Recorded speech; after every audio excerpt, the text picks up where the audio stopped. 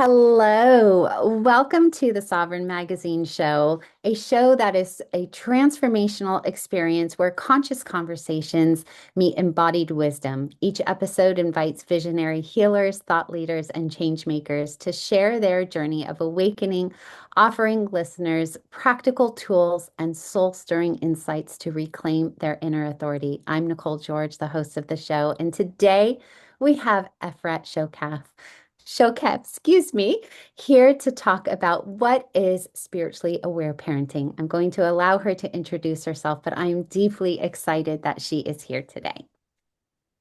Hi, Nicole. This is so exciting, and I love everything that you're doing with your magazine and the growing community. So I guess this is also an invitation for everyone to join us there. I'm Efrat Shokef. I'm my first defining piece is my red hair, I guess, and and I'm a mother to three spiritually aware teens, and we'll talk about what spiritually aware teens, children, parents, families mean in a few minutes. I'm an author of two award-winning books: The Promise We Made, Three Universal Soul Promises We Made to Our Children, and Universal Promises, Foundations for Creating the Conditions Our Children Need to Thrive in Times of Transformation. And our whole show is going to return to that I think shared hope, heart wish that we all want for our children to thrive, to be happy. But we have no idea what are we preparing them for in the future. So this will weave in our conversations. I'm a shamanic energy healing practitioner working with children, parents, families, both one-on-one in courses. There's a lot of information on my website by my name, serving spiritually aware families, those families that are either blessed to walk with children that come to us with an expanded consciousness or wishing to weave beyond religion, spirituality. Yeah, that's in a nutshell who I am. And I just feel so blessed to know you because I didn't have a name for how I parent, or not just me and my husband, how we parent our daughter, who is a very spiritually aware child. And now I do have a name for being a spiritually aware parent, which I didn't know had a name. So why don't you define that for us and for anyone who's listening today? So let me take us a step back.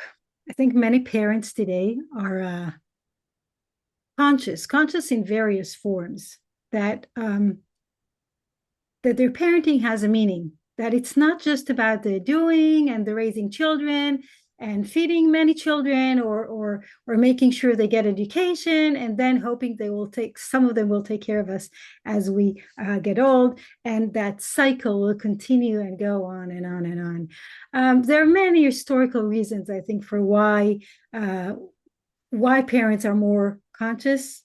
It's the times we live in, it's the change of family structure. It differs in various places in the world, but we are becoming more conscious. And with that consciousness and awareness, we're aware we can make choices, that the way we were raised does not mean necessarily that this is how we have to raise our children, although we do, all of us come with a baggage of limiting beliefs and all kinds of energetics binding us, and sending us as an arrow to do exactly what we grew up on and what has been imprinted in our energetic field. But that can be unwoven.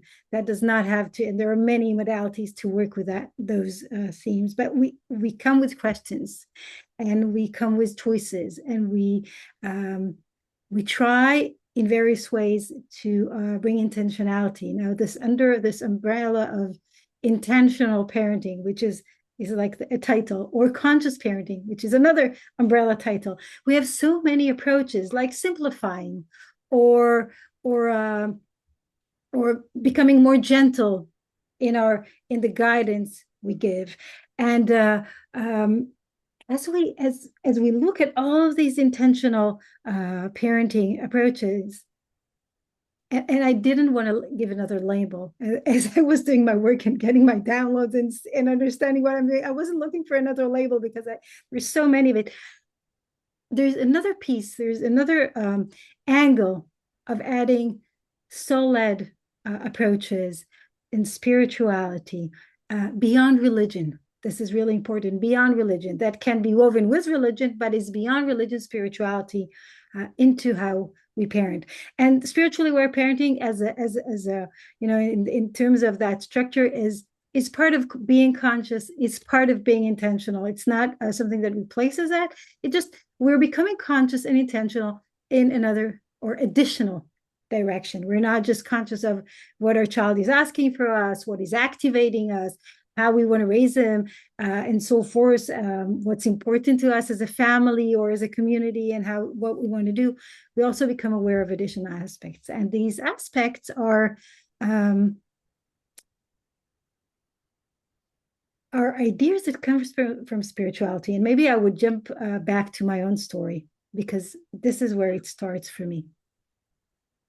When my now teens turning young adults, beautiful daughters, I'm so grateful for them as teachers, were babies. My first was a little over 3, and my twins were just 13 months old.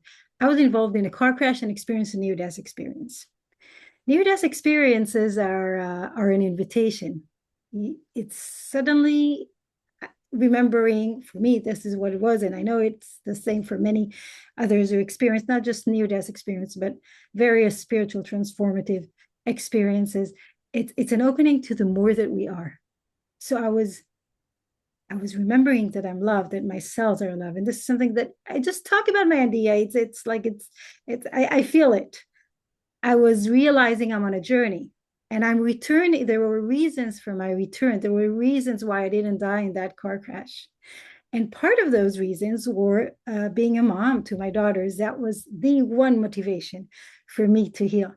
But as I was integrating everything, and the integration was not an easy process, I was realizing, if I'm loved, what does that mean for everybody else, including my daughters? We're all made of love. That's not something unique to me or you, or to people choosing a spiritual path. That's also unique for many very confused humans. We're all love, and we're all on a journey. And when those understanding clicked for me, or I started to click, there were a lot of clicks on the way, but it's what does it mean to raise children that are actually really evolved souls and advanced beings on a journey? And that took me to a whole process. I'm sharing this journey in my books, of understanding that there is an angle, there is a perspective of becoming spiritually aware parents. So one piece is that view of our children as being equal to us in the shared journey. Yes, they chose us as their parents. And I think we have that in one of the coming episodes, that discussion of that choice. They chose us as their parents. They hoped for us, and they trusted our potential, not the confused us, the confused humans, but they chose us to be their human guide. So we are to be their human guide in really confusing times, because we have no idea what we're guiding them towards. We have no idea what's going to happen tomorrow. We can guide them to be in the now. And it's a shared journey of growing together.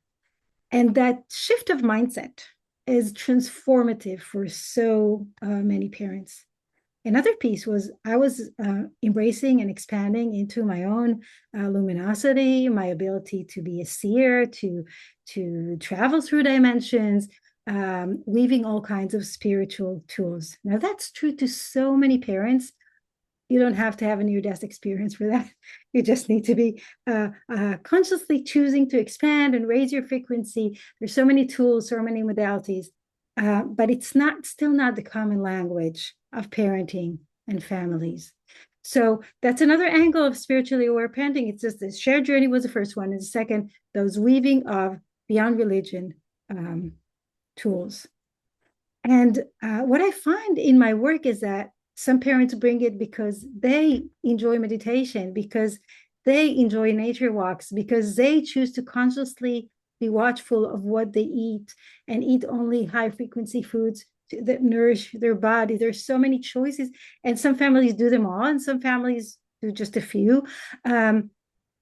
That's one way of bringing it in, or changing their mindset because they're all open to the shared journey. And then there are many, many families that have a child being born that is with an expanded consciousness. They show wisdom that we don't expect. They have an understanding that we do not carry and we won't because they're more evolved than us. Um, they have this kindness and compassion and love expressed in so many little beautiful moments that we are left in wonder and awe and inspiration and invitation for us to imitate them, not to be their guide of do what we confused people do, but to adjust ourselves, align. It's like they come with a certain frequency, and our role as parents is to adjust to them, not to pull them down by this is how things work, but to do what we need to do to set on a journey and walk into that. So I actually weaved in two pieces right now. One piece is that the children that are born today to many, many families are a very clear invitation of expansion, that we need to expand. So there are spiritually aware children inviting us to become a spiritually aware family, because otherwise we are dimming their light. And I lost my thread of thought. And yeah, That's okay. That's okay. I have so many things I want to say. So, we'll come back if it needs to. I grew up in what we can call a traditional household. Children are seen and not heard, and do as I say, not as I do, and those types of traditional things. I was not allowed to potentially think for myself or speak for myself. That's how I grew up. And so I wanted to share that because I think that there will be people out there who will say, like, how would I shift with all this baggage to becoming a spiritually aware parent? And I wanted to say, for me personally, I didn't know that's what I was becoming. I just knew I wanted to parent differently than I was parented. And so it took one step at a time, one choice at a time. But as you mentioned, my daughter was my guide. She was different from day one of being pregnant with her. I'll just give a little example. So I had preterm labor twice with her, once at 18 weeks, and we thought we were going to lose her, and once at 28 weeks. And I had to go on bed rest. And then we had to serve her an eviction notice at 42 weeks. So she was clearly on her own path and timing and wanting to keep me on my toes, which she always does. However, it is one of those things where I have found that parenting from a spiritually aware space is so different than what I imagined. I listen more than I speak. I integrate more than I give advice, right? I integrate her energy more than I actually am advising her, because she often comes up with the answers on her own. She just needs to process with me. And so, for those parents who are like, I have all this baggage, I have all this quote unquote traditional parenting, and this sounds fascinating to me, where do they start to unlearn or exemplify more spiritually aware parenting techniques? Like, where is the beginning for them, or how do you encourage them to start to harness that within them?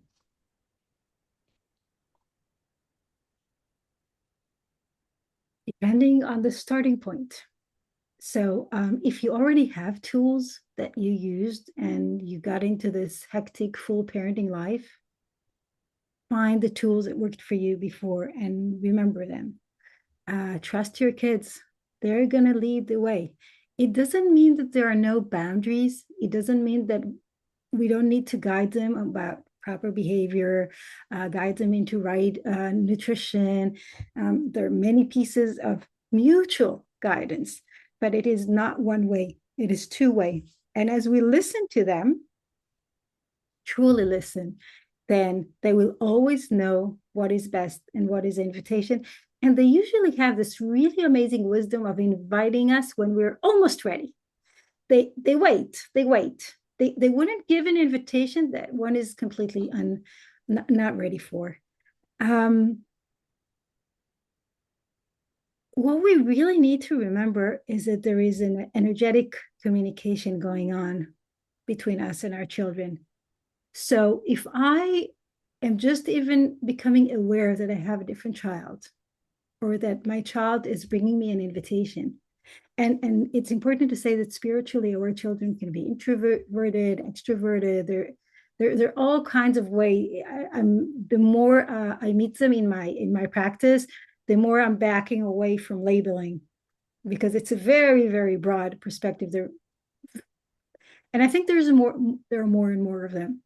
Um,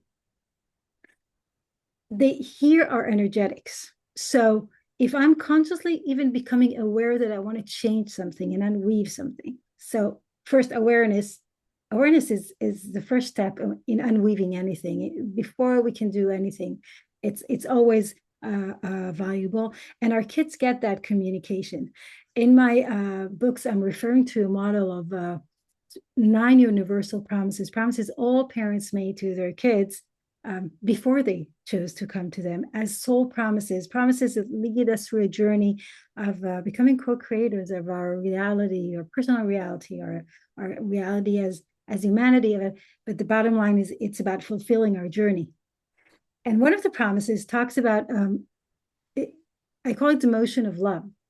It's that promise that we will do our best. Now, some parents come with a lot of wounding, their own wounding, collective wounding, family wounding, and their journey of healing will naturally be longer because it takes time. It's like a lot of things can be healed really, really, really fast. It's like it's miraculous what the times we're living in allow the shedding, quick shedding, transformative moments, but it still takes time to integrate, to bring it into our new behaviors, to shift things. Sometimes we are in transformation and our partner is not. And that doesn't mean that's wrong. Sometimes we need only one parent to go through transformation and not two of them at once. So no judgment, just taking it one moment at a time.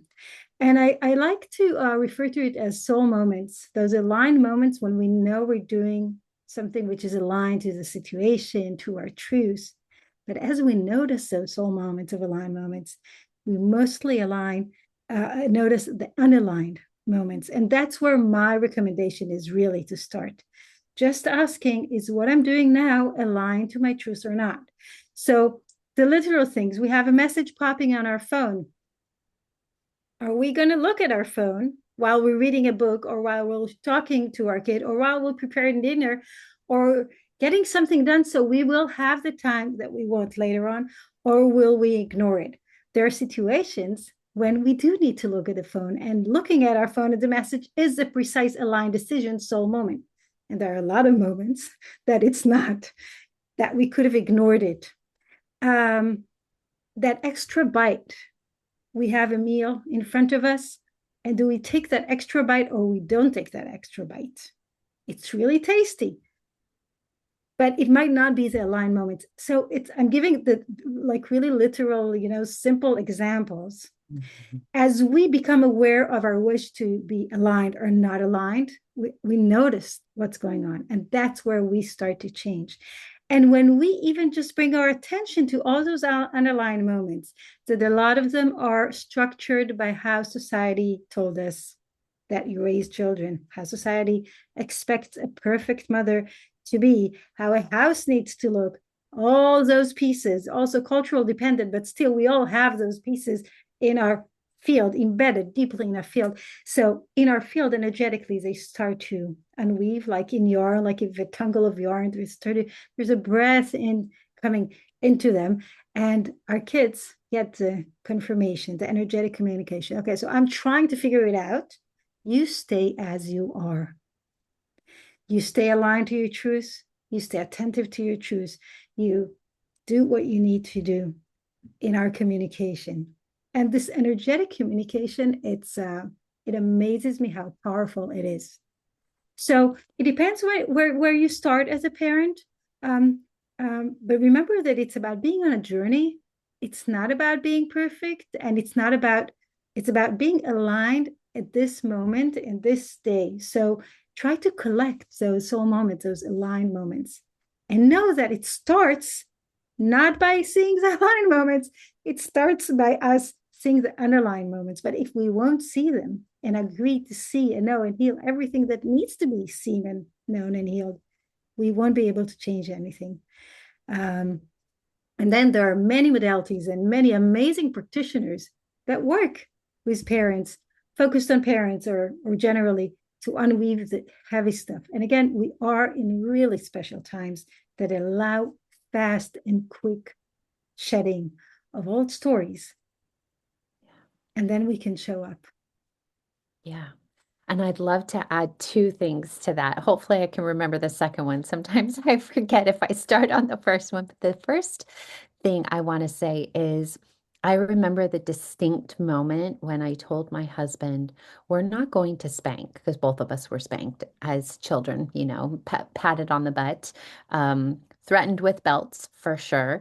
I don't think I ever received a belt, but I'm pretty sure my husband did. And I said, we're not going to do that here. And so it was a pivotal moment, I think, in us claiming how we were going to parent by our intuitive knowing or doing the truth check-in or you were calling them soul moments. Soul It's the moments. same type of thing is knowing in that moment when we were having a difficult time with our little tiny toddler and she was so spirited and telling us no.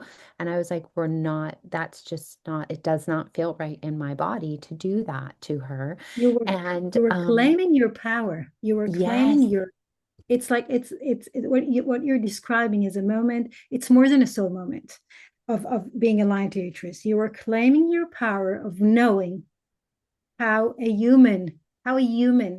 soul within a human body wishes to walk and knows that it's possible to walk and manage those confusing situations, challenging situations with kindness, with love, and not with all those methods that worked in the past, but they're old paradigm. They're not relevant for our now. So and that's an this, amazing which story. thank you, which leads beautifully to my second point, and that is we have never, I wouldn't say never because there's never absolutes like that. We have often encouraged our daughter to feel empowered to intuitively know what is right for her instead of us telling her what is right for her. And so I'll often ask her instead of like if she comes to me with a question, I turn it around and I'll say, well, what do you intuitively think? Right. And so it gives this opportunity for dialogue.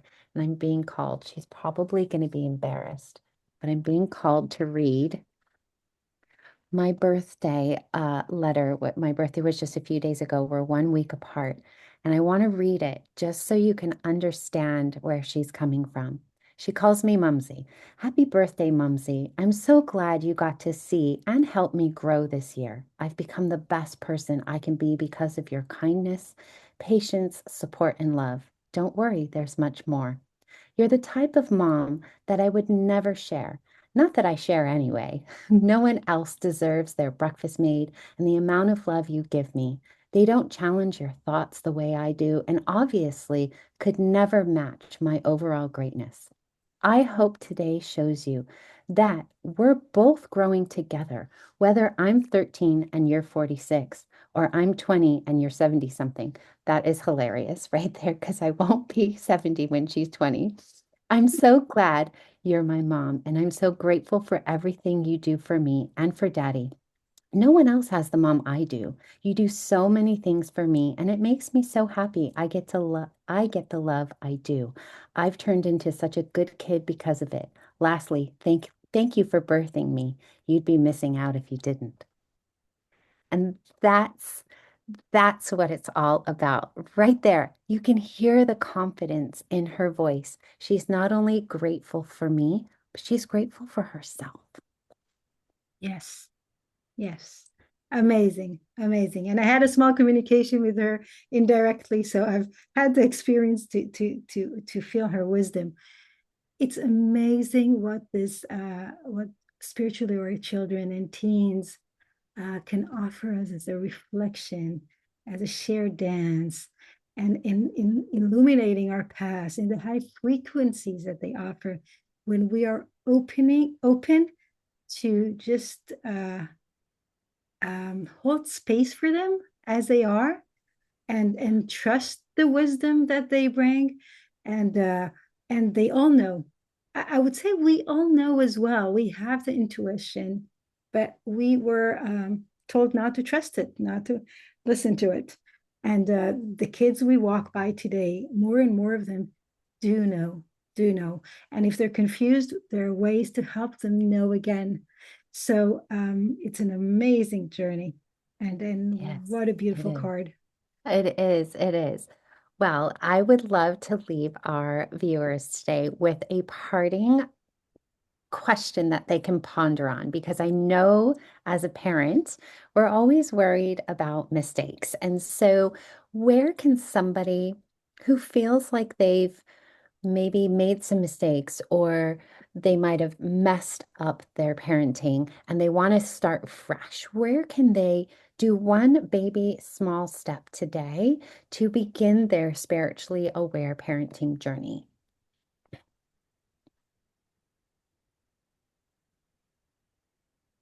If you're a mind person, choose one question to walk with. Just question something you're doing, something you've always done. Maybe you'll decide you want to continue doing it, but that would be a conscious choice. And if you're more in your heart and energy, just play with your energy field and trust that as you play with your energy field and sense it, something is going to shift. Yes. Okay. Well, here's the exciting news. Efrat's going to be back for some more. We have a whole year-long series together, and our next one is Spiritually Aware Children. Who are they? So definitely like, share, and subscribe so that you can receive the notifications for all of her shows. All the details for how to connect with Efrat are in our show notes below. And she's also in our community, community.sovereign-magazine.com if you want to talk to her directly. Definitely reach out and get her books as well. She's absolutely amazing, and you will see her on our next show. Thank you so much for being here today. Thank you, Nicole.